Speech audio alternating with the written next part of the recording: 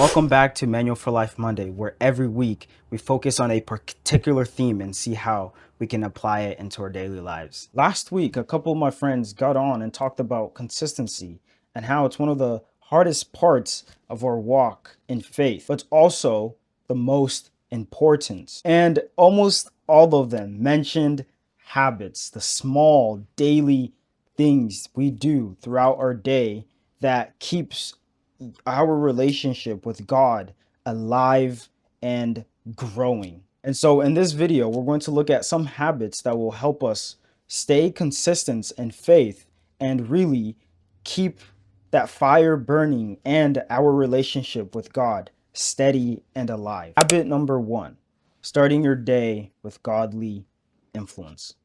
I personally like to start my days with the daily Bible readings. I get on a call with a group of friends and we just go over them. But I also know some of my other friends like to have worship music, exhortations, or talks in the background as they get ready.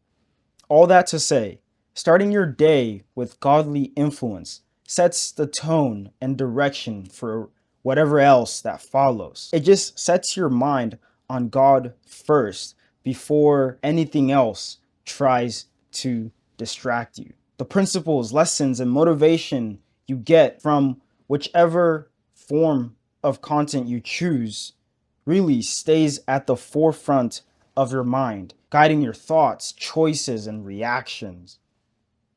And this is good because we're told in Psalm 1 to meditate on God's word day and night continuously. And this is one way of setting that up. Second habit is prayer. This is one of those things we take for granted and underestimate because it's just those things that we just have unlimitedly. Prayer is communication. It's conversation with God. The same way you you text a friend to talk about life, advice, or set up a time to hang out. That's what prayer with God is. You go to him for guidance, comfort, strength, and clarity. It's a genuine relationship.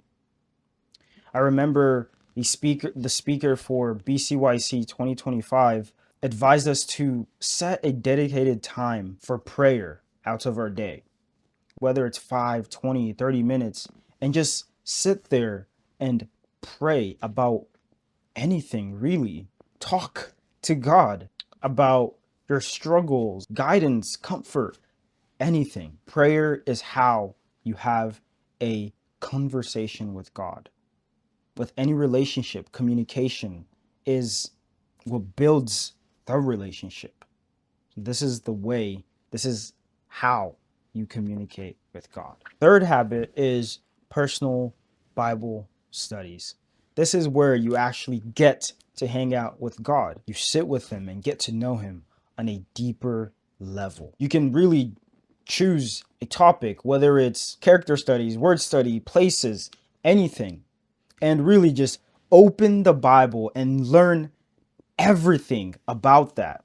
And through this, you will learn God's character, the way he works, and how his principles actually play out in life. This is that time you want to take very serious to really focus and get to know him on every aspect. And so Bible studies, this is the real hangouts really with God. You chose the time and day in prayer, and now it's the hangout, the personal study.